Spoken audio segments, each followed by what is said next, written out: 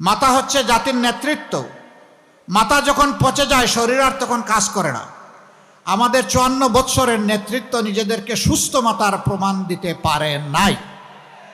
এই জন্যই জনগণের টাকা লুণ্ঠন করে এরা বড় লোক হয়েছে, কিন্তু জনগণের যা পাওনা ছিল সেটা জনগণ পায় নাই।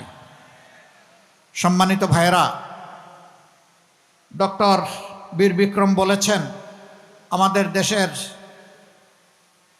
234 বিলিয়ন মার্কিন ডলার বিদেশে পাচার হয়েছে, মানে 28 লক্ষ কোটি টাকা। আমরা কথা দিচ্ছি আল্লাহ তাআলা ইনসাফের সরকার গঠনের সুযোগ দিলে ওই সমস্ত লুটেরাদের পেটের ভিতর হাত ঢুকিয়ে সব বের করে আনা হবে এবং সেই অর্থ রাষ্ট্রীয় তহবিলে জমা হবে।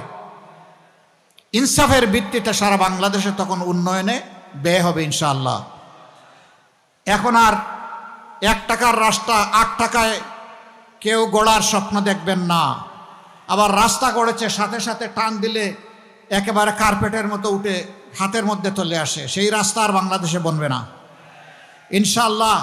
জনগণের অর্থের পাই পাই হিসাব এই জনপ্রতিনিধিরা দিতে বাধ্য থাকবেন। বৎসরে একবার নিজের এবং পরিবারের সদস্যদের আয় ব্যয়ের হিসাব জনগণের সামনে খুলাসা করবেন। জনগণ যেন বুঝতে পারে যে তারা দুর্নীতিবাজ নয়। আমরা তা বাধ্য করব ইনশাআল্লাহ। সম্মানিত দেশবাসী, ন্যায় ইনসাফের এই বাংলাদেশ যারা চায় না তারা পুরানা বন্দোবস্ত চায়, যেন তেনভাবে একটা নির্বাচন চায়। সংস্কারের জন্য গণভোট আগে চায় নাই, এরপরে সবার যখন দাবি আসলো তখন বলল গণভোট মানি, তবে একদিনে হতে হবে। আমরা বলেছিলাম যে আগে গণভোট হোক তারপরে সাধারণ নির্বাচন হোক, মানল না। এখন গণভোট তাদের দাবি মেনে নিয়ে একদিনেই হলো, এখন বলে যে গণভোট আমরা মানি না, গণভোটের দরকার নাই। চতুর্দিক থেকে ঠেলা শুরু হয়েছে জনগণের, ঠেলার নাম বাবাজি। এখন আস্তে আস্তে শিশুর মতো মুখে ফুটতে শুরু করেছে গণভোটে হা বলুন। এই গণভোটে হা আমরা আগেই বলে দিয়েছি। গণভোটে কি বলবো? হা মানে আজাদি, না মানে আজাদি না গোলামি। ইনশাআল্লাহ 12 তারিখ প্রথম ভোট হা, সমস্ত জনগণকে সাথে নিয়ে। দ্বিতীয় ভোটটা ইনসাফ ভিত্তিক সরকার গঠনের জন্য। সেই ভোটটা হবে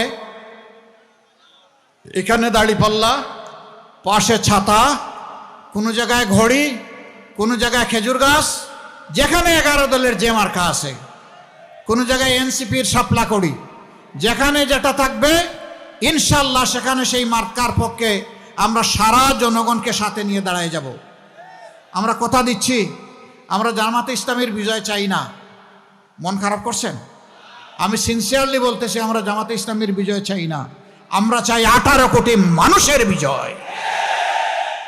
আমরা কোনো দলের সরকার চাই না, আমরা চাই 18 কোটি জনগণের সরকার, যারা দেশের মালিক হবে না সেবক হবে ইনশাআল্লাহ।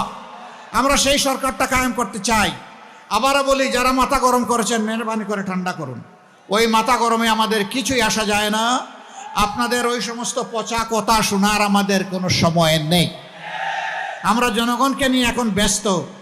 আগামীর নয়া বাংলাদেশ গঠন করার জন্য আমরা এখন পাগলপাড়া। আমাদের পিছনের দিকে ডাইনে বামে তাকানোর কোনো সময় নাই রে ভাই। আমাদের শুধু সামনে চলা। এখন থেকে 12 তারিখ পর্যন্ত কঠিন পাহারা ইনশাআল্লাহ। জনগণের রায় নিশ্চিত করা, রায়ের হিসাব 12 তারিখ বুঝে নেওয়া, ঘরে ফিরে 2 রাকাত নামাজ 4টা সেজদা আদায় করে আল্লাহ শুকরিয়া আদায় করা ইনশাআল্লাহ তাআলা আজিম।